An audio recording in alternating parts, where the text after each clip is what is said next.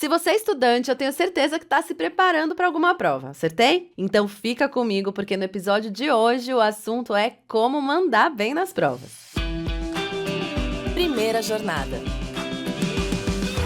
Salve, salve, eu sou Zá Coelho e esse é o Primeira Jornada, um programa papo reto feito pela SPM que te ajuda a enfrentar os desafios da vida escolar e a refletir sobre o seu futuro profissional. Eu tô aqui para te acompanhar na descoberta desse universo de possibilidades e caminhos do mercado de trabalho. As provas fazem parte da rotina de qualquer estudante. Seja para uma disciplina escolar, vestibular ou para concluir um semestre da faculdade, a prova é um dos métodos de avaliação mais usados no universo acadêmico. A gente acaba se acostumando com elas, mas existem formas de melhorar o nosso desempenho com a mesma quantidade de estudo. E para falar sobre esse assunto, eu recebo Bruno Alvarez, vice-diretor de Inovações Pedagógicas no Colégio Pentágono.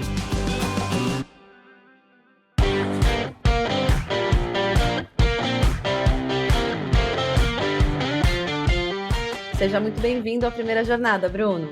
Obrigado, Zá. É um prazer estar aqui com vocês. Prazer é nosso. Vamos falar agora sobre provas, né? Que é uma constante na vida de todo estudante, desde cedo. O que você pode trazer sobre a importância desse momento? Por que a gente passa por tantos testes durante a nossa vida escolar? Zá, as provas são um momento muito importante da aprendizagem dos alunos, porque normalmente é a partir delas que a gente consegue estabelecer metas de aprendizagem, porque a gente pode verificar, por exemplo, quais são as defasagens de um determinado aluno e até quais são os pontos fortes de uma turma. Agora, as provas têm diferentes objetivos, então, a depender do que o avaliador deseja, as provas vão ser diferentes. Então, existem aquelas provas, que são as mais comuns, que são as provas chamadas de somativas, que são aquelas provas que servem para classificar alunos, que servem para ranquear alunos. Normalmente é o caso de provas de vestibular. Então, tudo que eu quero saber é se o aluno está apto ou não para estar, por exemplo, numa universidade. Então, essas provas servem como ponto de chegada para os alunos. Eles estudam e aí eles vão para a prova e ali se verifica se o aluno está apto ou não. Agora, nem todas as provas funcionam dessa forma. E, na verdade, provas em geral, né, seja na escola, seja na universidade,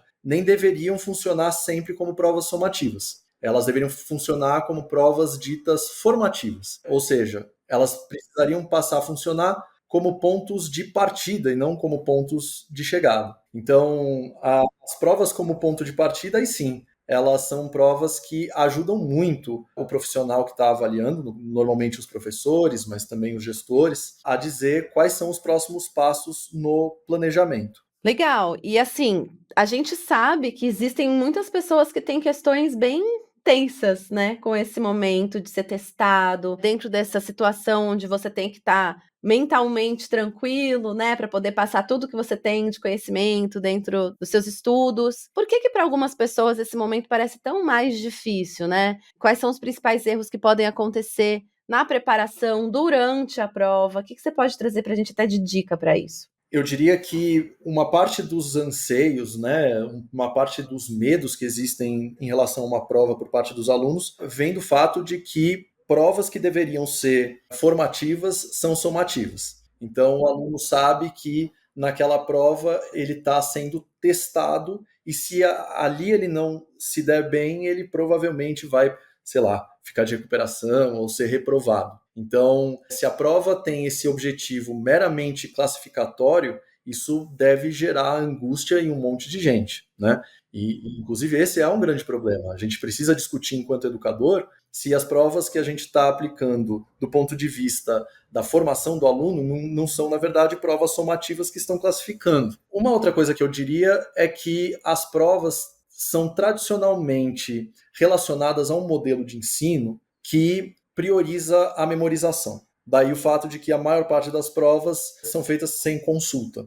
Memorizar coisas já foi algo muito importante na nossa sociedade. Continua sendo, mas eu diria que vai ser cada vez menos importante. Na maior parte das vezes, porém, os professores optam por provas que vão justamente verificar se o aluno memorizou ou não certos conteúdos. E memorizar é diferente de aprender. E tem gente que aprende bem, mas não necessariamente memoriza. Tem gente que aprende e memoriza, mas nem sempre reproduz bem aquilo que o professor deseja numa determinada avaliação. isso também é fonte de estresse, isso também é fonte de ansiedade, especialmente se não houver possibilidade qualquer de consulta durante a avaliação. Então, tem esses dois aspectos que eu acho que não dependem muito do aluno, mas tem aqueles aspectos que dependem do aluno também, né? Por que as provas podem gerar ansiedade? Muitas vezes porque se deixa para estudar na última hora, ou porque o aluno tem práticas ruins de estudo que fazem com que ele não aprenda exatamente aquilo que ele precisa aprender e depois memorize aquilo que ele precisa memorizar.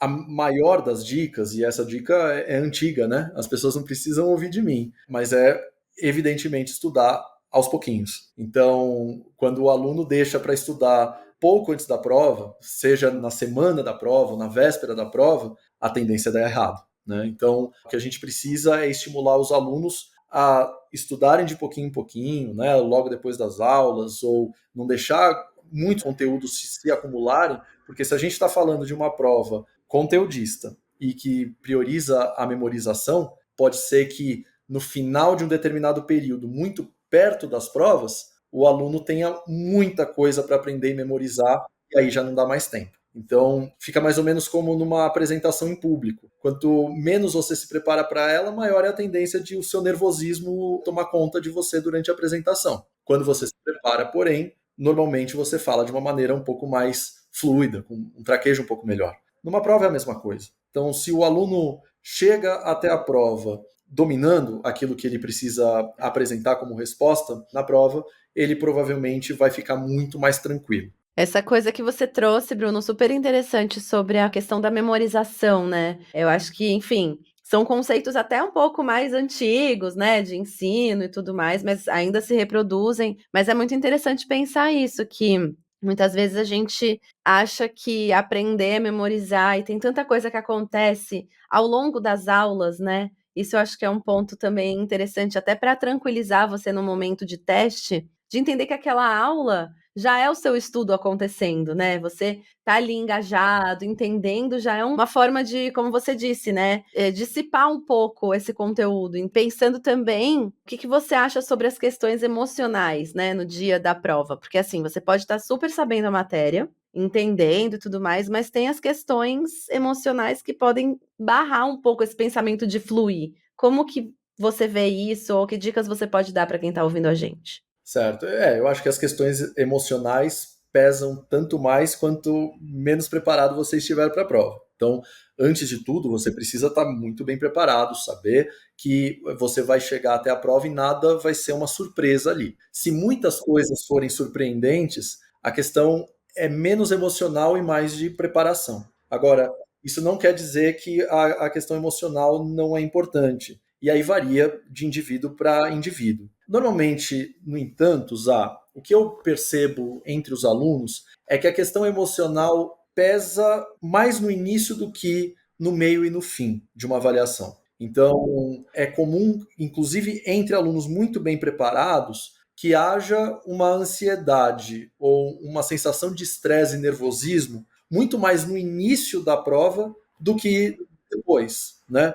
E às vezes a questão emocional está muito associada a um medo que eu antecipo, né? O medo de que, nossa, eu vou nessa prova ficar muito nervoso durante todas as horas em que eu estiver fazendo essa prova. Ou vai me dar branco o tempo todo, e coisas desse tipo. Então a gente começa a antecipar medos que não são realistas, né? Que normalmente não são realistas. É comum você ficar nervoso durante uma prova? Com certeza, mas por pouco tempo. Mesmo em avaliações somativas, né, totalmente classificatórias, como provas de vestibular, é normal que você fique nervoso, sei lá, pelos primeiros 5, 10 minutos. Depois, esse medo se dissipa um pouco, né? E aí, de novo, tanto melhor quanto mais preparado você estiver. Legal, isso é uma coisa muito real, né? Porque a gente, às vezes, para um momento de avaliação, né, uma prova, a gente já quer antecipar como que a gente vai estar, o que a gente vai fazer, que medos que a gente vai sentir. É difícil realmente controlar isso, né? Mas é uma dica importante de não tentar antecipar as coisas. Não vamos tentar adivinhar o futuro, gente. Senta lá, respira, porque deixa as coisas acontecerem na hora que elas acontecem. Bom, a gente vai para um rápido intervalo e volta já já.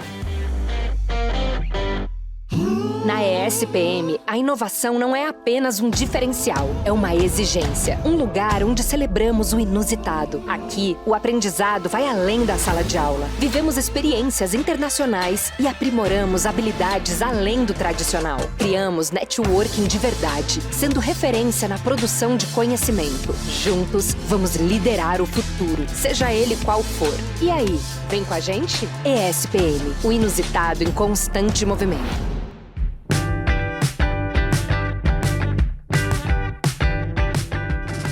Voltei para continuar falando sobre como mandar bem nas provas. Comigo nessa conversa está o Bruno Alvarez, vice-diretor de inovações pedagógicas do Colégio Pentágono. E agora pensando, Bruno, em dicas mesmo, né? A coisa mais prática que a gente pode trazer para os nossos estudantes. Como se preparar bem para uma prova? O que dá para fazer, o que não é bom fazer? O que você pode trazer? Antes de tudo, é aquilo que a gente disse antes, né? Você dá muito valor a cada uma das suas aulas e não deixar que os conhecimentos se acumulem, né? Então, estudo frequente é sempre muito positivo para que você tenha um bom rendimento lá no final do período em que você vai ser avaliado. Então, antes de tudo, é isso. Segundo, você deve ter um bom método de estudo. E esse método de estudo precisa ser consistente. É muito ruim quando um aluno muda o tempo todo de método, porque, na verdade, ele acaba não tendo método algum. Então, o aluno, e aí, quando a gente está falando do ambiente universitário, normalmente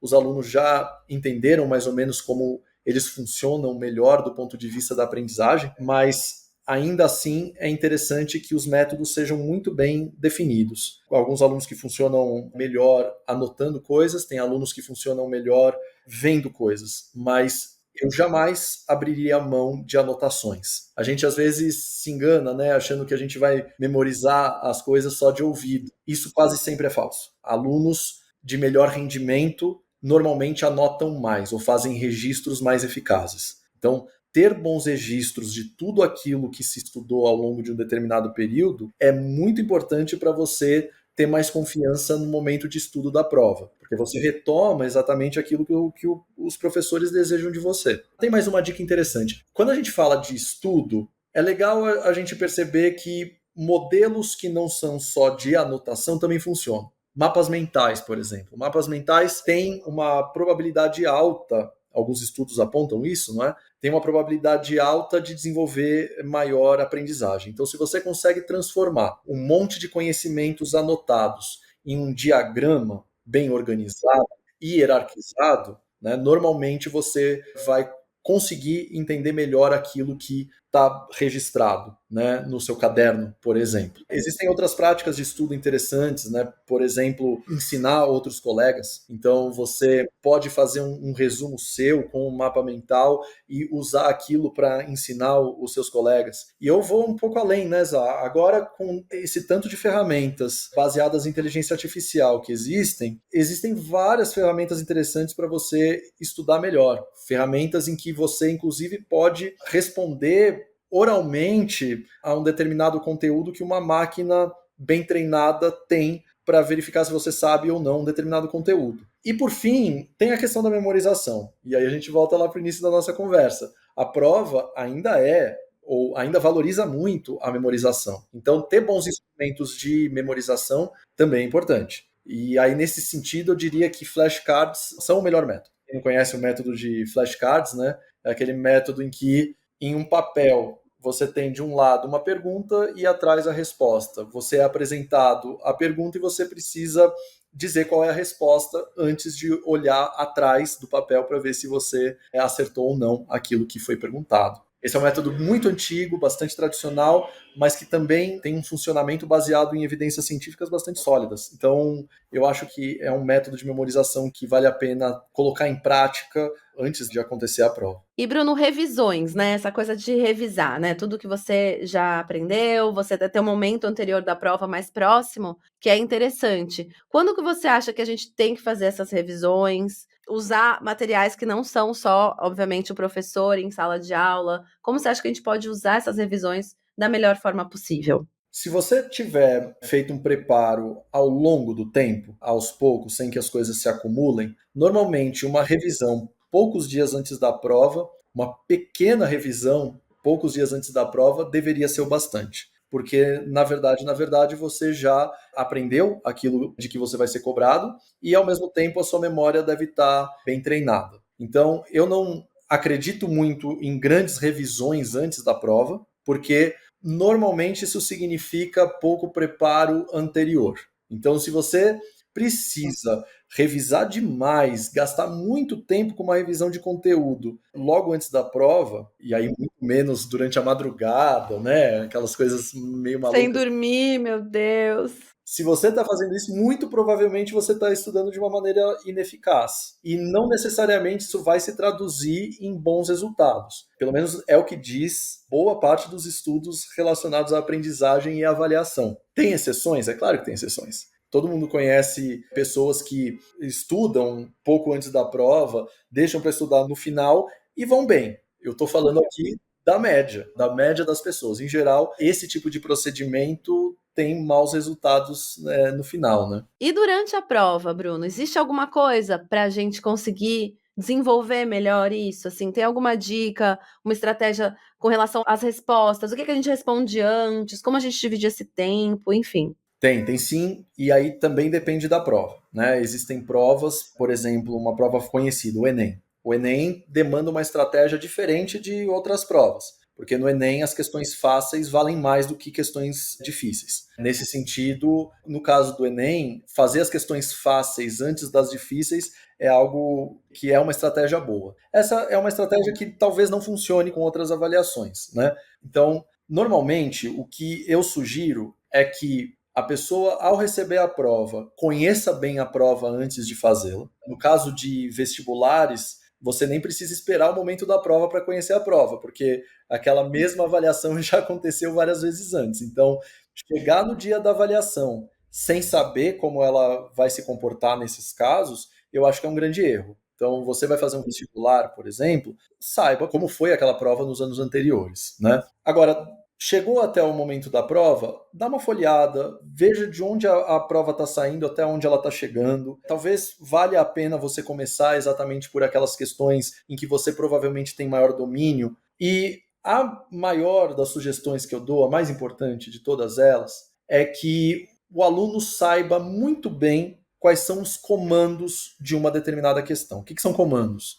São aqueles verbos que solicitam alguma coisa para o aluno. Seja numa prova de múltipla escolha, seja numa prova dissertativa, sempre vai ter algum verbo, né? Então, explique, interprete, efetue, alguma coisa nesse sentido. Por que tem que saber os comandos? Porque às vezes, e aí em especial nas avaliações dissertativas, há mais de um comando. E se você não percebe que existe mais de um comando, muitas vezes você deixa a questão incompleta. Nas de múltipla escolha, isso pode acontecer também. Às vezes existe mais de um comando, e se você só atende a um deles, você pode marcar uma alternativa errada. Então, saber onde estão os comandos, quais são eles, ajuda a garantir que você entendeu a questão.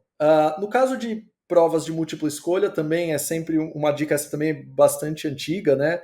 É a dica de você eliminar aquelas alternativas que você sabe que não fazem sentido. No limite, se você não souber a resposta correta, pelo menos você pode chutar de maneira mais consciente entre algumas alternativas, né? Legal, várias dicas aí, hein, gente? Acho que essa questão que você falou sobre entender o comando é muito interessante, porque tem a ver com uma tranquilidade de ler o enunciado, aquela coisa que a gente já ouviu tantas vezes, né? Leia o enunciado, né? Lá tem muitas informações importantes para o que você vai ter que desenvolver depois. Então, tem que ter aquela plenitude para ler com calma, né? Eu tinha uma aluna, inclusive, Isaac, que fazia algo que eu julgava muito interessante, que era enumerar os comandos, 1, 2, 3, e na resposta ela localizava também mentalmente onde estavam aqueles números, né? 1, 2, 3, para garantir que toda a resposta estava contemplada. E aí isso funciona melhor nas dissertativas, mas, de novo, em múltipla escolha é interessante verificar se na alternativa correta está a resposta para cada um dos comandos. É isso, gente. Cada pessoa é uma pessoa e a gente pode encontrar dentro do que a gente é, né? De como a gente pensa, de como a gente absorve as coisas, o nosso jeitinho de entender, de responder, né? Então acho que é bem interessante isso. Não existe um modelo só. né? A gente tem que... O aprendizado, ele é amplo, ele é múltiplo, então é legal a gente pensar que, na verdade, a gente vai construir a nossa forma de se desenvolver aí nesses momentos mais tensos, né? Bruno, te agradeço muito pelo papo, espero que tenha feito quem tá nos ouvindo ficar também mais consciente, mais tranquilo desses momentos, que são momentos interessantes, inclusive para quem está no processo de aprendizagem. A gente pode tirar muitas coisas legais de um momento desse, de desenvolvimento, de entender os nossos sentimentos, o que a gente aprendeu de fato. Então, te agradeço muito pelo papo. Pô, Zá, eu que agradeço, espero que eu tenha podido ajudar aí a quem nos está ouvindo. Com certeza ajudou. Obrigadão. Obrigado.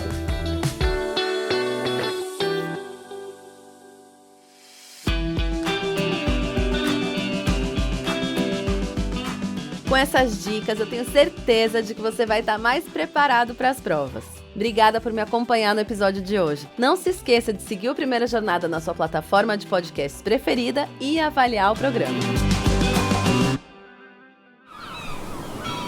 Este podcast foi editado pela Maremoto.